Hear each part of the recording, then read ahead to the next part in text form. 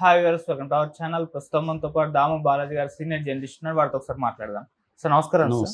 Sir betting apps issue ఒకటి జరుగుతుంది కదా సార్. ఈ నేపథ్యంలో రెండు పరిణామాలు చోటు చేసుకున్నాయి. ఒకటి ఏంటంటే సార్, ఇప్పుడు చాలా మంది నాన్ వేషన్ మొదలు పెట్టాడు, అంటే ఎవరెవరు బెట్టింగ్ యాప్స్ ప్రమోట్ చేస్తున్నారని చెప్పేసి తన సోషల్ మీడియాలో పెట్టడం, తర్వాత సజ్జన్ గారు రియాక్ట్ అవ్వడం, ఇదంతా చూస్తాం. ఇప్పుడు నాన్ వేషన్కి అగెనిస్ట్ గానే కేసులు పెడుతున్నారు, అతన్ని అరెస్ట్ చేయించే ప్రయత్నం అయితే చేస్తున్నారు. ఇమ్రాన్ ఖాన్ అని ఒక వ్యక్తి పెట్టారు, బన్నీ సన్నీ యాదవ్ కూడా అతనికి యాంటీగా మాట్లాడుతున్నారు. సో ఏం జరుగుతుంది ఇష్యూలో అని చెప్పేసి ఒక డౌట్ వచ్చింది. అంటే బెట్టింగ్ మాఫియా ఏమన్నా రంగంలోకి దిగి వీళ్ళిద్దరికి అగెనిస్ట్ గా, నాన్ వేషన్కి అగెనిస్ట్ గా ఏమన్నా చేసే ప్రయత్నం చేస్తుందా అని చెప్పేసి కూడా అనుమానాలు వ్యక్తం అవుతున్నాయి. అండ్ ఇంకోటి ఏంటంటే సార్, ఇప్పటి వరకు చాలా మంది స్టార్ల పైన కూడా కేసులు నమోదయ్యాయి. ఇటు బాలకృష్ణ గారి ఇన్వాల్వ్మెంట్ కూడా ఉంది. ఆయన అన్స్టాపుల్ షోలో కూడా బెట్టింగ్ ప్రమోషన్ జరిగిందని చెప్పేసి కూడా ఆరోపణలు అయితే వస్తున్నాయి సార్. మరి ఏం జరిగే అవకాశం ఉంది? దీనికి సంబంధించి ఏం చెప్తారు? బెట్టింగ్ యాప్స్ వ్యతిరేక ఉద్యమం ఆయన మొదలు పెట్టాడు. సే నో టు బెట్టింగ్ అని హ్యాష్ట్యాగ్తో ఎవరు సజ్జనారు, అది బాగా ఊపందుకుంది. ఇక్కడ తెలంగాణ పోలీసులు కూడా యాక్టివేట్ అయ్యారు. ఆల్రెడీ పంజాగుట్లో 11 మంది యూట్యూబ్ కావచ్చు మిగతా ఇన్ఫ్లుయెన్సర్ల మీద కేసులు పెట్టారు. మియాపూర్లో 25 మంది మీద కేసులు పెట్టారు. అందులో పెద్ద పెద్ద వాళ్ళు కూడా ఉన్నారు. రాణా ఉన్నాడు, ప్రకాష్ రాజు ఉన్నాడు, విజయ్ దేవరకొండ ఉన్నాడు, అలాగే చాలామంది దాంట్లో ఉన్నారు. సో ఈ నేపథ్యంలో ఇప్పుడు కొన్ని ట్విస్టులు ఇక్కడ చోటు చేసుకున్నాయి. ఒకటేమో శ్యామలకి హైకోర్టులో ఊరట, అంటే ఈమెను అరెస్ట్ చేయొద్దండి, విచారించండి, విచారణకి కోఆపరేట్ చేయమని ఆమెకు చెప్పాడు. సో ఆ మేరకు ఆమెకు ఊరట అనుకోవచ్చు. అలా దాన్ని బేస్ చేసుకుని మిగతా వాళ్ళు కూడా కోర్టులకు వెళ్ళే అవకాశం ఉంది. విష్ణుప్రియ దోషిగా తేల్చింది పంజాగుట్ట పోలీస్ స్టేషన్లో అని ఒక వార్త బయటకు వచ్చింది. అట్లాగే బాలకృష్ణ వల్ల నేను 80 లక్షలు పోగొట్టుకున్నానని నెల్లూరుకు చెందిన రాంబాబు అనే వ్యక్తి పంజాగుట్ట పోలీసులను ఆశ్రయించాడు. మరి ఆ అబ్బాయి ఆల్రెడీ టీవీ ఛానల్తో కూడా మాట్లాడుతున్నాడు. ఆ అబ్బాయి చెప్పింది ఏంటంటే, అన్స్టాపబుల్ ప్రోగ్రాంలో బాలకృష్ణ ఒకసారి ఇటు గోపిచందు ప్రభాసులతో వాళ్ళు గిఫ్ట్లు ఇస్తారు. ఆ గిఫ్ట్లు ఇచ్చినప్పుడు ఒక యాడ్ వచ్చింది. ఆ యాడ్ Fun88 అనే గేమ్ ప్లే చేసి డబ్బులు సంపాదించుకోండి, ఇలాంటి గిఫ్ట్లు పొందండి అని వచ్చింది. నేను అది చూశాను, నాకు ప్రభాస్ అంటే ఇష్టం, ఆయన చెప్తున్నాడు, బాలకృష్ణ చెప్తున్నాడు అంటే ఇది వాస్తవమే అనుకొని నేను ఆ యాప్లో మెల్లగా డబ్బులు పెట్టడం మొదలుపెట్టాను. 2 ఏళ్లలో నాకు 80 లక్షలు పోగొట్టుకున్నాను నేను, నాకు న్యాయం చేయండి అని అతను నిన్న వచ్చాడు. సో బాలకృష్ణ మీద కూడా ఏమైనా కేసు పెడతారా అనేది చూడాలి. So that is number 1. Next ఇప్పుడు లేటెస్ట్ ఇదేంటంటే, ఈ బెట్టింగ్ల మీద ఈ స్థాయిలో తెలంగాణలో ఇప్పటి వరకు ఈ పోరాటం జరగలేదు, ఏ రాష్ట్రంలో కూడా జరగలేదు. సో నిజానికి తెలంగాణ, ఆంధ్ర, తమిళనాడు బెట్టింగ్ సేవని బ్యాన్ చేశారు. దీన్ని కొద్దిగా మనం వెళితే అసలు బెట్టింగ్ యాప్ని ఎవరు బ్యాన్ చేయాలి ఏందనుకున్నప్పుడు, మామూలుగా బెట్టింగ్లు రకరకాలుగా నేను చాలాసార్లు చెప్పాను. ఇప్పుడు వేరే విధంగా మనం చూస్తే డివైడ్ చేస్తే బెట్టింగ్ యాప్స్, స్పోర్ట్స్ యాప్స్ ఉంటాయి. స్పోర్ట్స్ యాప్స్ బెట్వే, 1x బెట్టు, ప్యారిమార్చి, ఐఓ క్రిక్ ఇలాంటి స్పోర్ట్స్ బేస్డ్ యాప్స్ ఉంటాయి. అంటే మనం క్రికెట్ కానీ, ఫుట్బాల్ కానీ, కబడ్డీ కానీ ఇలాంటి ఆన్లైన్ గేమ్స్ని ఆడడం, దాంట్లో డబ్బులు పెట్టడం, ఆ గేమ్స్లో డబ్బులు పెట్టడం, ఎవరు గెలుస్తారు అనేది, ఐపీఎల్ కానీ ఇవన్నీ స్పోర్ట్స్లో ఆన్లైన్లో బెట్టింగ్ చేయడం. ఆ బెట్టింగ్లో మనం అనుకున్న వ్యక్తికి గెలిస్తే, లేకపోతే మన టీం గెలిస్తే మనకు డబ్బులు వస్తాయి, లేకపోతే పోతాయి. That is one thing. రెండవది fantasy based betting apps. Fantasy బేస్డ్లో ప్రధానంగా Dream11, MPL ఈ 2 పాపులర్. Dream11 అంటే క్రికెట్లో 11 మెంబర్స్ని మనమే సెలెక్ట్ చేయాలి, మనం సెలెక్ట్ చేసి మన ప్లేయర్స్ని మనం పెట్టుకుంటాం. అట్లాగే వేరే వాళ్ళని సెలెక్ట్ చేస్తారు. అలాగా మన ప్లేయర్ మనకి విన్ అయితే మనకి డబ్బులు వస్తాయి. ఇది 1 కోటి 2 కోట్ల వరకు కూడా వెళ్తుంది. దీనికి ప్రవేశ రుసుము కూడా ఉంటుంది. దాని తర్వాత రకరకాలుగా మనల్ని వాడు లాగడానికి ట్రై చేస్తాడు. మూడవది క్యాసినో అండ్ కార్డ్ ప్లేయింగ్ అనమాట, గేమ్స్. అంటే పోకర్ డాజీ ఉంది, అడ్డా 52 ఉంది, క్యాసినో డే ఉంది. ఇలాంటి యాప్స్ క్యాసినోలో రియల్గా ఎలా ఆడతామో అలాగా అక్కడ కూడా మనం దాని మీద ఏదో రెడ్డా బ్లాకా ఇవి ఉంటాయి కదా, దాని మీద మనం బెట్ చేస్తాం. అది పడితే మనకు డబ్బులు వస్తాయి, లేకపోతే పోతుంది. నాలుగవది lottery and rummy betting apps.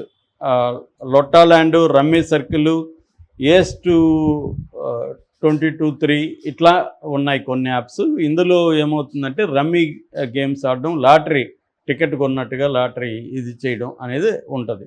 ఐదవది stock and crypto betting apps. అంటే స్టాక్ మార్కెట్లో ట్రేడింగ్ కావచ్చు, క్రిప్టో కరెన్సీలో పెట్టడం కావచ్చు, ఇది బినోమో, ఆక్టో ఎఫెక్ట్స్ ఇలాంటి యాప్స్ ఉన్నాయి. ఈ బ్రాడ్గా మనం 5 రకాలుగా వీటిని డివైడ్ చేయొచ్చు. ఇందులో నేను ఇంతకుముందు చెప్పినట్టుగా కొన్ని స్కిల్ బేస్డ్ యాప్స్, కొన్ని ఏమో ఫాంటసీ బేస్డ్ యాప్స్, మూడోదేమో ఛాన్స్ బేస్డ్ యాప్స్. సో ఇండియాలో మనకి నేషనల్ వైడ్ ఒక లా లేదు. గ్యాంబ్లింగ్ యాక్ట్ ఉంది, తర్వాత ఐటీ యాక్ట్ ఉంది, ఇవి ఉన్నాయి తప్ప మొత్తం ఇదేంటంటే స్టేట్ సబ్జెక్ట్ అనమాట. అంటే నేషనల్ వైడ్ బ్యాన్ చేయడానికి లేదు, ఏ స్టేట్ అదే చూసుకోవాలి. అలాగా 2017లో తెలంగాణ గేమింగ్ యాక్ట్ అనేది ఒకటి వచ్చింది. తెలంగాణ గేమింగ్ బ్యాన్ చేసింది, ఆంధ్ర బ్యాన్ చేస్తారు, తమిళనాడు బ్యాన్ చేస్తారు. ఈ దీంట్లో ఏమైందంటే కొంతమంది ఏం చేస్తున్నారంటే ఈ గ్రే ఏరియా ఉంది. అంటే ఇప్పుడు for example fantasy and skill based ఈ రెండింటినీ అలో చేస్తుంది గవర్నమెంట్స్. సుప్రీంకోర్టు కూడా ఫాంటసీ కింద ఫాంటసీ దాన్నే స్కిల్ బేస్డ్ అని చెప్పి వాటిని అలో చేసింది. ఓన్లీ ఛాన్స్ బేస్డ్ వాటిని మాత్రమే బ్యాన్ చేస్తుంది. ఈ క్రమంలో ఏం చేస్తున్నారంటే ఈ బెట్టింగ్ యాప్స్ ఇండియా నుంచి కొన్ని ఆపరేట్ అవుతున్నాయి, కొన్నేమో విదేశాలు మాల్టా, జిబ్రాల్టర్, కురాకావో ఇలాంటి దేశాల నుంచి ఇవి ఆపరేట్ అవుతున్నాయి. సో వాళ్ళకి అక్కడి నుంచి ఆపరేట్ అవుతాయి కాబట్టి ఇక్కడ ఉన్న చట్టాలు వాటికి వర్తించవు. సో ఇక్కడ కూడా ఏం చేస్తున్నారంటే ఛాన్స్ బేస్డ్ యాప్స్ కూడా మేము స్కిల్ బేస్డ్ యాప్స్ అని చెప్పేసుకొని వాళ్ళు గవర్నమెంట్ నుంచి పర్మిషన్ తెచ్చుకుంటున్నారు. గవర్నమెంట్ కూడా ఏం చేస్తుంది, వీళ్ళకి 30% ట్యాక్స్ ప్లస్ సెస్ అంటారు, ఎడ్యుకేషను, హెల్త్, స్ట్రెస్ అన్నీ కలిపి 39% వరకు ట్యాక్స్లు ఈ యాప్స్ మీద వేస్తారు. ఈ యాప్స్లు ట్యాక్స్ కడతారు. సో 39 అంటే 40 వేసుకుందాం, 40% ట్యాక్స్ గవర్నమెంట్కి వస్తుంది. కాబట్టి గవర్నమెంట్ కూడా వీటిని చూస్తున్నట్టు వదిలేస్తుంది. సో ఈ క్రమంలో వీళ్ళు ఏం చేస్తున్నారంటే ప్రమోషన్లు రకరకాల పద్ధతులు చేస్తున్నారు. ఒకటి ఈ ఇన్ఫ్లుయెన్సర్లను పెట్టుకోవడం, 2 ఏదైనా ఐపీఎల్లో జరిగినప్పుడు టీవీలో యాడ్లు ఇవ్వడం, క్రికెటర్లను పెట్టుకోవడం, సినిమా స్టార్లను పెట్టుకోవడం, తర్వాత గేమ్ ఆడేవాడిని కూడా ప్రమోషన్కి వాడుకోవడం. నువ్వు కానీ ఇంకొక 5 మందికి రెఫరల్ ఇస్తే నీకు ఇంత ఫ్రీ ఇస్తాము, ఇంత పర్సంటేజ్ కమిషన్ ఇస్తామని చేయడం. సో వీళ్ళు ఏం చేస్తారంటే నాకు ఇంత డబ్బులు వచ్చింది, నేను ఆడానని మనం లేనిపోయిన అబద్ధాలు చెప్పి ఎందుకంటే వేరే వాళ్ళని చేర్పించాలి కదా, అందుకని నాకు డబ్బులు వచ్చింది, బాగా వచ్చింది, నేను గేమ్ ఆడుతున్నాను, నువ్వు బ్రహ్మాండంగా ఇంట్లో కూర్చొని సంపాదిస్తామని వీడు చెప్పి ఇలాగా జరుగుతుందన్నమాట. సో ఈ నేపథ్యంలో ఏమైందంటే ఎప్పుడైతే సజ్జనార్ దీన్ని తీసుకున్నాడో తెలంగాణ పోలీస్ సీరియస్గా తీసుకొని పెద్దవాళ్ళ మీద కేసులు పెట్టింది. దీంతోపాటు సైబర్ సెల్ బ్యూరో ఉందన్నమాట, తెలంగాణ సైబర్ క్రైమ్ బ్యూరో ఉంది. ఆ బ్యూరో రంగంలో దిగారు.